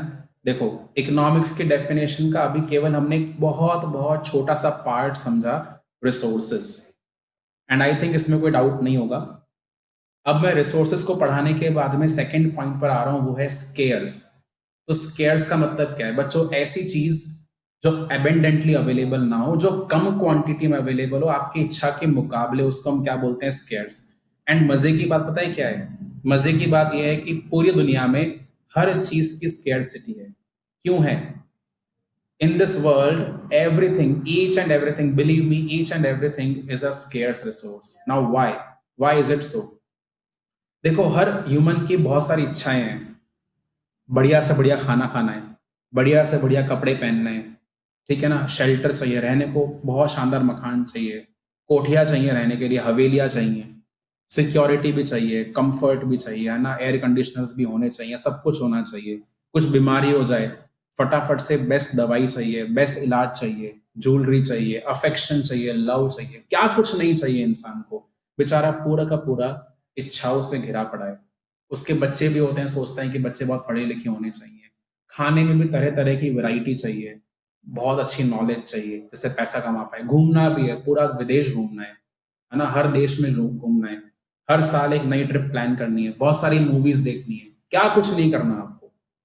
बट सोचो, क्या आप सब कुछ कर पाते हो? नहीं कर पाते ना। क्योंकि सब कुछ पूरा करने के अंदर एक दिक्कत आती है, वो आती है रिसोर्स की। यानी इन चीजों को पूरा करने के लिए जो हमें रिसोर्स चाहिए, शायद वो हमारे पास में इन डेफिनेट क्वांटिटी में अवेलेबल नहीं है, वो एक डेफिनेट, एक सीमित क्वांटिटी में अवेलेबल है। यानी विशेष हैं बहुत सारी, विशेष का बोझ काफी ज्यादा है, इच्छाओं का बोझ बहुत भारी है, बट इच्छाओं को पूरा करने वाले जो रिसोर्स हैं वो बड़े कम क्वांटिटी में अवेलेबल है। और इसी कॉन्सेप्ट को हम क्या बोलते हैं? स्कैरसिटी बोल देते हैं। यानी दुनिया में हर जगह क्या है? स्कैरसिटी है। तो आपके दिमाग में ऐसी कुछ बातें आ रही होंगी कि नहीं सर, थोड़ा आप गलत बोल रहे हो। क्योंकि कुछ चीजें हमारे माइंड में ऐसे घूम रही हैं, कुछ एग्जाम्पल ऐसे घूम रहे हैं जो स्केर्स नहीं है। जैसे यहाँ पे आपने दिखाया वाटर, हमें लगता है सर वाटर स्केर्स नहीं है। तो आपको अब मैं ऐसी बातें प्रूव करूंगा कि जो आप सोच रहे हैं कि स्केर्स नहीं है, बट डेफिनेटली वो क्या है? स्केर्स हैं। यानी आपके माइंड में ऐसा आ रहा है कि सर हर रिसोर्स स्केर्स नहीं होता, बट मैं आपको ये फोर्स कर रहा हूं कि हर रिसोर्स दुनिया में क्या है? स्केर्स है। और उसके पीछे कारण क्या आप समझते हैं? और मेरे पास बहुत बढ़िया डेटा है इस बात को समझाने के लिए कि स्केर्स है वो चीज। ठीक है, तो पहले एक बार डेफिनेशन देखें। Scarcity refers to a situation when what you have is less than what you wish to have. जो आपको चीजें चाहिए वो कम है उस मुकाबले जो वो चीजें अवेलेबल हैं। यानी आपको चाहिए बहुत कुछ, ठीक है, बट उसकी अवेलेबिलिटी जो है वो बहुत ज्यादा नहीं है। फॉर एग्जाम्पल देखो, कितना अच्छा एक बढ़िया मैंने यहाँ पे आपको एक एग्जाम्पल दिया एक इमेज के थ्रू। एक स्टोर है जहाँ पे शूज बिक रहे हैं, ठीक है, बट ये जो शू है it is a limited edition. हो सकता है किसी बहुत स्पेशल सेलिब्रिटी ने इसको ऑटोग्राफ कर दिया हो सकता है ये कोई एंटीक हो, अभी लिमिटेड है, बहुत सारे लोगों को चाहिए, बट क्या हर किसी को मिल पाएगा? नहीं मिल पाएगा, it's a limited edition. When you just have a single slice of pizza, क्या हर कोई इसको एंजॉय कर पाएगा? नहीं, कोई भी इसको एक एंजॉय कर पाएगा, सब लोग को नहीं मिल पाएगा। क्या है ये? स्केर्सिटी है। So what you want is actually less than what you actually want it. ठीक है ना, यानी जो आप चीज आपको चाहिए उस चीज की बहुत कमी है, और इस कमी को अपन क्या बोलते हैं? स्केर्सिटी। यानी कि सप्लाई दुकानदार के पास में कम है, बट खरीदार को ज्यादा चाहिए, that is known as what? Scarcity. ठीक है, एक बार स्केर्सिटी का डेफिनेशन भी नोट कर लो। टॉपिक नंबर 1 इकोनॉमिक्स का मीनिंग था, टॉपिक नंबर 2 रिसोर्स के बारे में आया, टॉपिक नंबर 3 स्केर्सिटी के बारे में आया। तो टॉपिक नंबर 3 का हेडिंग लिखेंगे आप स्केर्सिटी, और स्केर्सिटी के बारे में ये दोनों पॉइंट एक बार नोट कर लेंगे। फिर मैं आपको उस पॉइंट पर लेकर जाऊंगा जो आप सोच रहे थे कि सर ये चीज हम सोच रहे हैं कि स्केर्स नहीं है, बट मैं आपको प्रूव करूंगा कि दुनिया में हर चीज क्या है? स्केर्स है। और लॉजिकली प्रूव करूंगा एक एक चीज को। ठीक है ना, नोट करिए please. Definition of scarcity, third point आ रहा है स्केर्सिटी। आज की क्लास का थर्ड पॉइंट स्केर्सिटी। स्केर्सिटी के बारे में नोट करेंगे ये वाली चीज।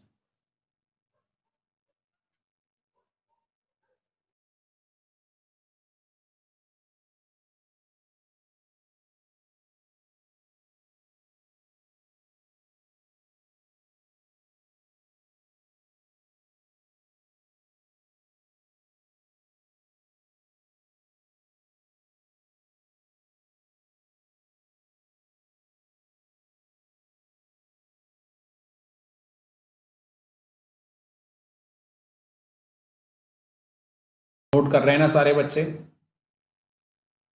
It's already been an hour in the class. क्या आप लोग बोर हो रहे हो? आई डोंट थिंक सो किसी बच्चे को बोरियत हो रही है। तो यही एक एक प्रूफ है इस बात का, इकोनॉमिक्स एक बहुत इंटरेस्टिंग सब्जेक्ट है। जैसे आप इमेज इसके बारे में बनाए हुए हैं वैसा कुछ भी नहीं है।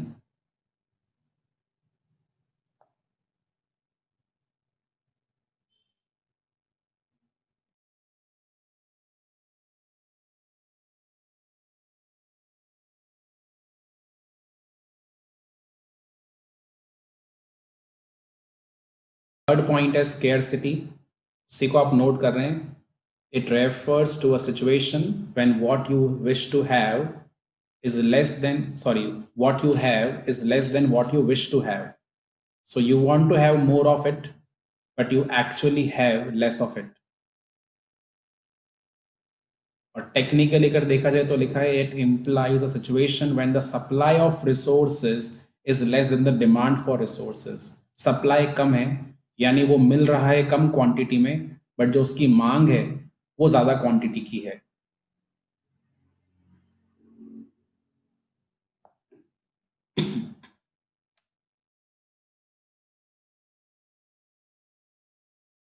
Is it noted now?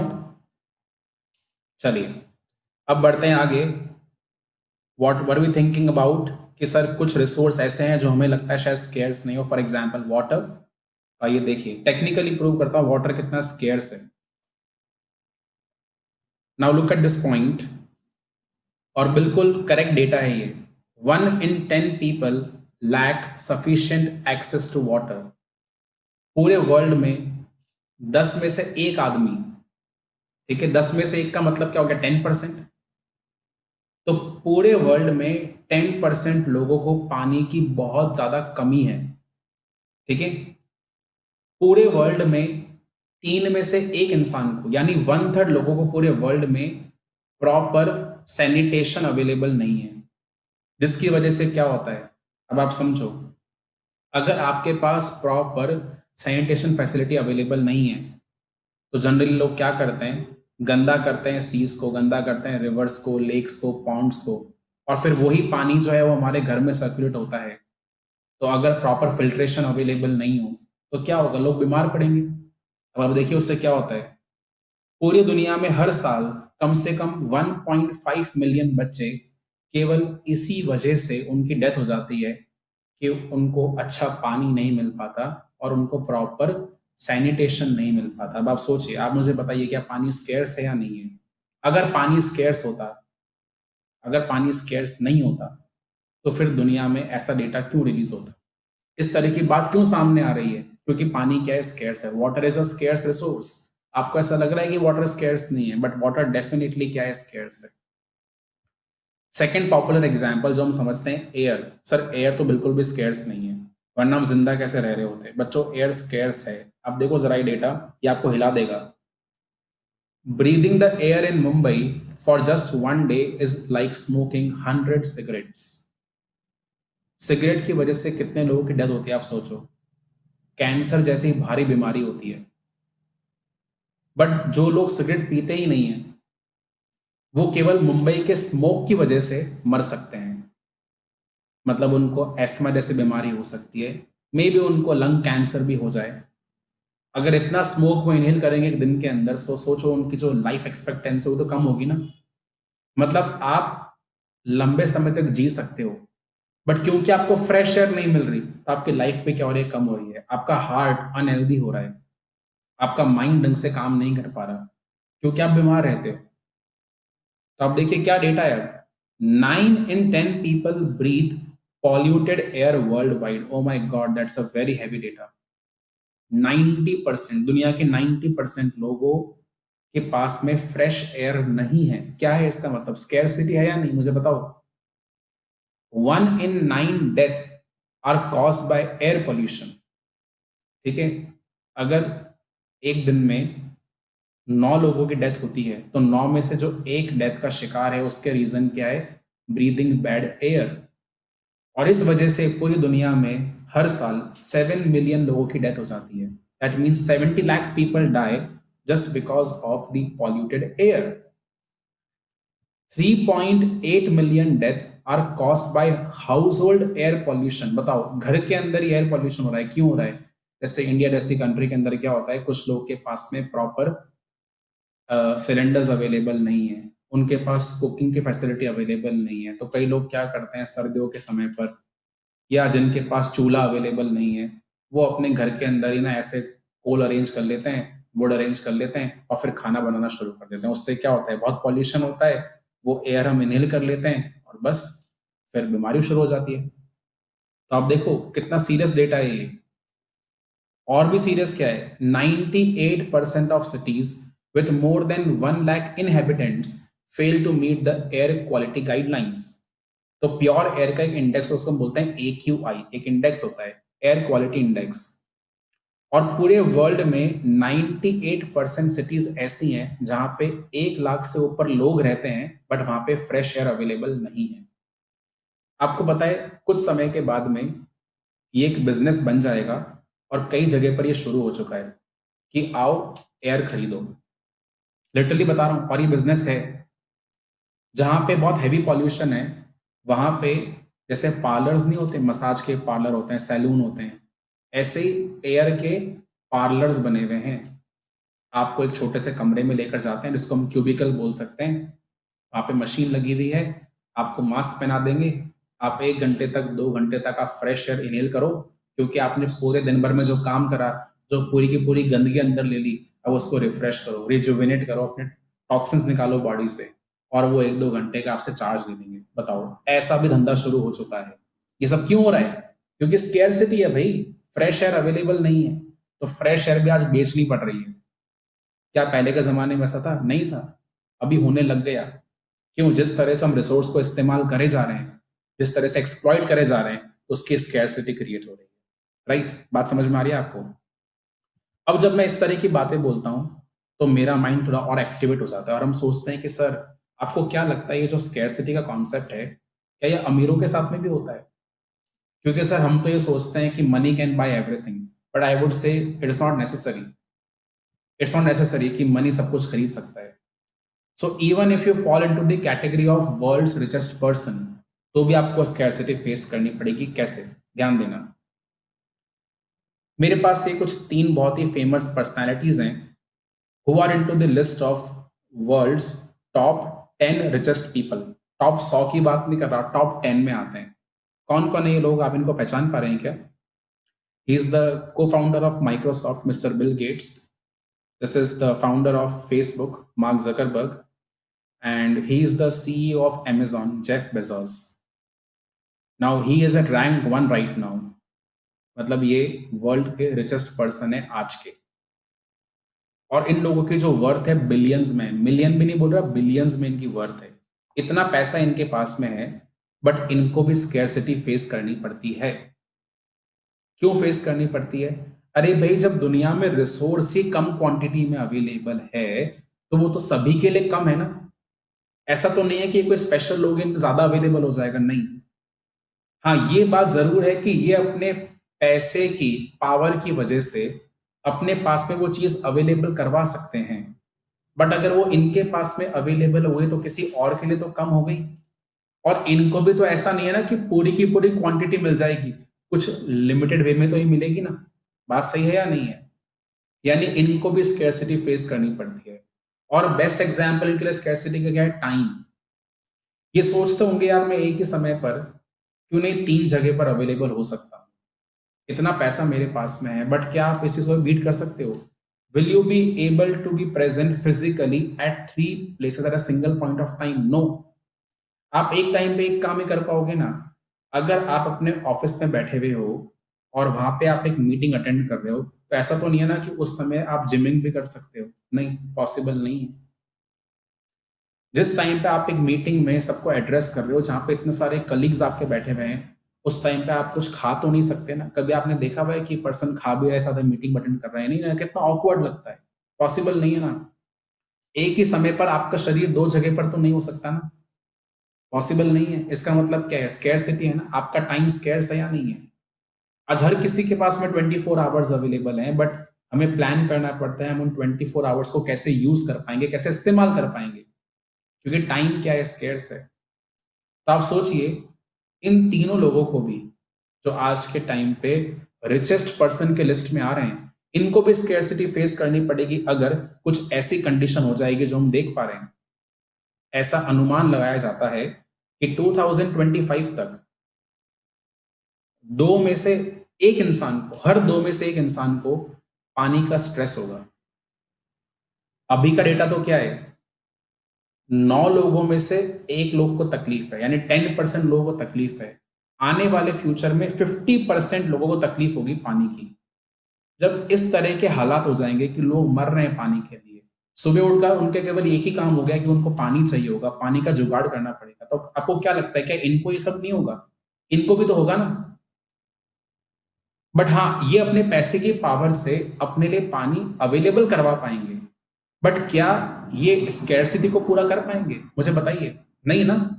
तो अगर आपको ऐसा लगता है कि पैसे की वजह से, कि अगर बहुत सारा पैसा आपके पास में हो और उससे अगर आप स्कैरसिटी दूर कर पाएंगे, तो ऐसा नहीं है। अगर ऐसा होता फिर तो काफी सारी चीजें दुनिया में ऐसे ही खत्म हो जाती ना।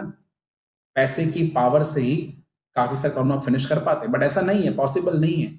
अगर वाटर पूरे वर्ल्ड के लिए स्केर्स है तो डेफिनेटली रिचेस्ट पर्सन के लिए भी क्या होगा, स्केर्स होगा। So everyone has to face scarcity ना। अगर टाइम स्केर्स है, सबके लिए टाइम स्केर्स है, राइट? ऐसा कुछ भी नहीं है कि आपके लिए बहुत सारा टाइम अवेलेबल है तो किसी और के पास कम अवेलेबल है, ऐसा कुछ भी नहीं है। Everyone has to face equal amount of scarcity. आप ये जरूर से सोच सकते हो कि मुझे अपना पैसा किस तरह से यूज करना है कि मैं इस प्रॉब्लम को कुछ हद तक मैनेज कर पाऊं, बट आप कभी भी स्कैरसिटी को खत्म नहीं कर सकते। आप इस प्रॉब्लम को सॉल्व कर ही नहीं सकते, आप इस प्रॉब्लम को मैनेज कर सकते हो। यानी scarcity can be managed, it can not be solved. ठीक है, बात समझ में आ रही है? और भी बहुत अच्छा एग्जाम्पल देता हूं मैं आपको, छोड़ो पानी वाली बात ही छोड़ दो। कोरोना वायरस डिजीज से अगर कोई इन्फेक्ट हो गया तो इसके इन्फेक्शन से बचने के लिए काफी सारे रेमेडियल मेजर लिए जाते हैं। बोलते हैं कि अपने हैंड्स को बार बार धो लो, सैनिटाइज कर लो, मास्क पहनो। बट आप सोचो कि दुनिया में जब सभी लोग इतना भागेंगे ये सब खरीदने के लिए कि हमको भी मास्क चाहिए, सैनिटाइजर चाहिए, अवेलेबल ही नहीं। अब लोग क्या कर रहे हैं, अपने घर के अंदर बनाना स्टार्ट कर रहे हैं मास्क को, क्योंकि अवेलेबल ही नहीं है। फैक्ट्रीज ओपन नहीं हो पा रही, मास्क बन नहीं पा रहे, सैनिटाइजर बन नहीं पा रहे। वर्ल्ड में क्या हो गई, स्कैरसिटी हो गई, किस चीज की? सैनिटाइजर की। यानी लोगों के पास डिमांड बहुत सारी है कि हमें भी चाहिए सैनिटाइजर, बट अवेलेबल नहीं है। उनको भी मास्क चाहिए, बट अवेलेबल नहीं है। तो आपको क्या लगता है कि क्या ये स्कैरसिटी इन तीनों लोगों को नहीं होगी? जो रिचेस्ट लोग हैं, बिल्कुल होगी। सोचो अगर इनमें से किसी को भी ये डिजीज हो जाता है तो इन सबको भी हॉस्पिटल बेड्स की, वेंटिलेटर्स की स्कैरसिटी फेस करनी पड़ेगी, क्योंकि वो पूरे वर्ल्ड में कहीं पे भी अभी अवेलेबल नहीं हो पा रहे हैं प्रॉपरली। तो इनको भी अवेलेबल नहीं होंगे। ऑफ कोर्स ये अपने मनी को बहुत सारा पैसा खर्च करके, ट्रिपल 3 गुना पैसा पे करके, 4 गुना पैसा पे करके जल्दी से एक्सेस ले सकते हैं, बट ये उसके स्केर्सिटी को दूर तो नहीं कर पा रहे ना। पॉसिबल नहीं है ना, क्योंकि जो चीज पूरे वर्ल्ड में स्केर्स है वो है। आज अगर मान लेते हैं इस डिजीज को ट्रीट करने के डॉक्टर्स ही 100 अवेलेबल हैं, तो ऐसा तो नहीं है ना कि आप पैसा लगा कर किसी को बोलो डॉक्टर बन जा तू, तो बनने से क्या हो जाएगा? ऐसे लो बना दो पैसा खर्च करके, फिर क्या होगा? क्या वो ट्रीट कर पाएगा? उसको नहीं कर पाएगा ना, क्योंकि उसने कभी वो काम ही नहीं करा। तो अगर आपको ऐसा लगता है कि money can solve the problem of scarcity, it is not at all true. But yes, with the help of the money आप उसको कुछ हद तक मैनेज कर सकते हो, बट आप उस प्रॉब्लम को कभी रिमूव नहीं कर सकते। जैसे कि कैसे मैनेज कर सकते हैं? जैसे वाटर अगर खत्म हो रहा है तो क्यों ना ये लोग जो हैं वो अपना पैसा इस तरह से खर्च करें कि बहुत पैसा इनके पास में है तो ढूंढें कि कहाँ कहाँ पे पानी हम और एक्सट्रैक्ट कर सकते हैं, तो खुदाई शुरू करें जगह जगह पर अपने पैसे के बलबूते पर। गवर्नमेंट को पैसा दें ये लोग, बोले आप हमारे पैसे से खर्चा करके जरा ये ट्राई करो कि कहाँ कहाँ पर पानी और अवेलेबल हो सकता है। इतनी सारी नदियां अवेलेबल हैं, इतने सारे सीज अवेलेबल हैं, क्यों ना इनकी साफ सफाई शुरू करी जाए। उस पर लोग पैसा लगा सकते हैं अगर ये चाहें तो। यानी ये स्कैरसिटी की प्रॉब्लम को मैनेज कर सकते हैं, बट खत्म नहीं कर सकते ना। बट आपको लगता है कि हर पर्सन इतना दयालु होगा कि वो सोचेगा इसके बारे में? नहीं ना। तो स्कैरसिटी की प्रॉब्लम ऐसी है जो हर किसी को मैनेज करनी पड़ती है, और वो मैनेज कैसे होगी? चॉइसेस लेकर। यानी स्केर्सिटी की वजह से ही हमें क्या लेनी पड़ती है, चॉइस लेनी पड़ती है। जहां पे स्केर्सिटी होगी वहां पे चॉइस होगी। क्योंकि इंसान कब सोचता है कि मुझे ये काम करना है पर मैं ये काम नहीं कर पा रहा, क्योंकि उसके सामने क्या होती है, स्केर्सिटी होती है, कमी होती है किसी चीज की। जैसे आपको सिंपल सा एग्जांपल देता हूं। कल आपके स्कूल में एक एग्जाम है, आपको उस एग्जाम में अपियर होना है, बड़ा इंपॉर्टेंट एग्जाम है, फाइनल एग्जाम है आपका, और साथ में आपके बेस्ट फ्रेंड का बर्थडे भी है, और वो किसी और स्कूल में है, उसके एग्जामिनेशन खत्म हो चुके हैं, वो आपको बिल्कुल पागलों की तरह इनवाइट कर रहा है, बार बार फोन कर चुका है, आपके पापा मम्मी को बोल चुका है बहुत बार फोन करके कि प्लीज उसको भेज दो, और आप सोचते हो अब आप प्रॉब्लम में आ गए कि मैं क्या करूं यार, काश मेरे पास 5 दिन और होते एग्जाम्स के लिए, कल मेरा फाइनल एग्जाम है, बड़ा इंपॉर्टेंट है, मुझे इसमें बहुत कम चीजें आती हैं, बहुत कुछ याद करना है, अब मैं दोस्त की पार्टी में जाऊं या मैं एग्जाम की पढ़ाई करूं।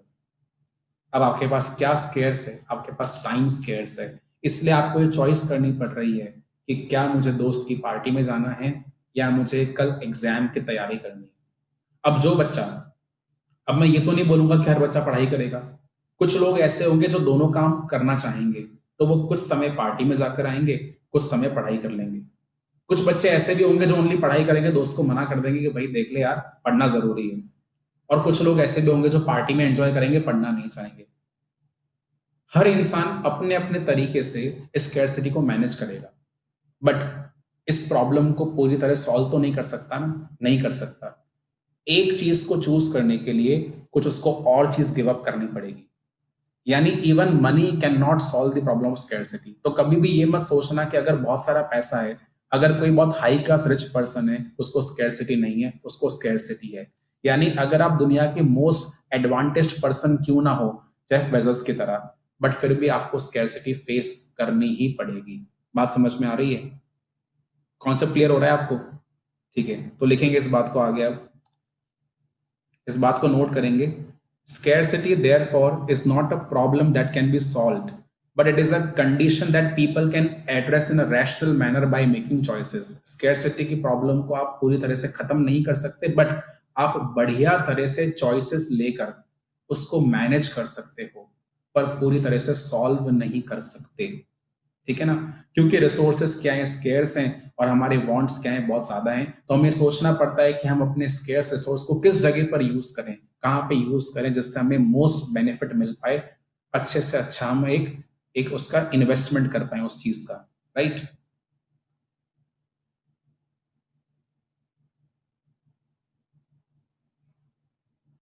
नोट करेंगे प्लीज। वही स्केर्सिटी का जो पॉइंट चल रहा था उसी के नीचे आपको नोट करना है।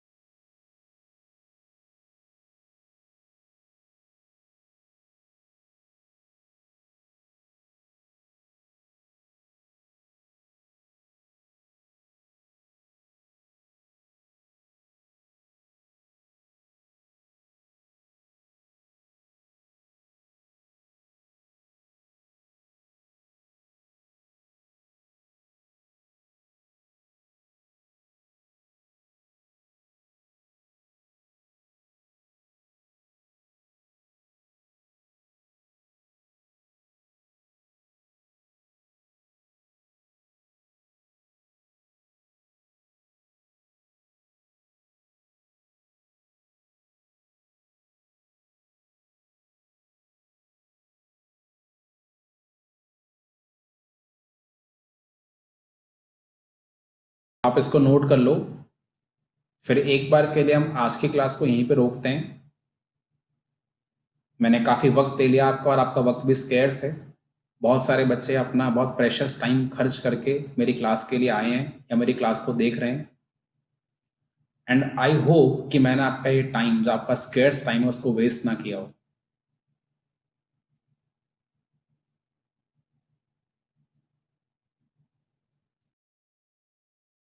अभी हमने अप्रॉक्सीमेटली, हमको 1 आवर हो गया, मोर देन 1 आवर हो गया इनफैक्ट, अगर आप मेरी फालतू बातों को भी हटा दें, जो मैं आपको एक अच्छी फीलिंग दे रहा था इकोनॉमिक्स के बारे में। तो हमने केवल अभी इकोनॉमिक्स का डेफिनेशन का, टेक्निकल डेफिनेशन का बहुत एक छोटा सा पार्ट कवर अप किया है।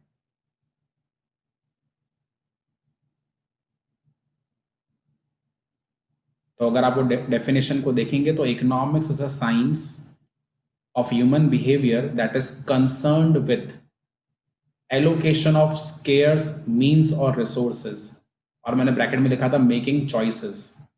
तो आप देखिए, हमने रिसोर्स वर्ड कवर कर लिया, स्केयर्स वर्ड कवर कर लिया, एलोकेशन, एलोकेशन का मतलब डिस्ट्रीब्यूशन, एप्रोप्रिएशन, उसको हम एलोकेशन बोलते हैं कि हमने अपने रिसोर्स को इस काम में लगाया, ये काम में यूज करा। जैसे मैंने अपने समय को पढ़ाई में इस्तेमाल करा, तो ये क्या है, एलोकेशन।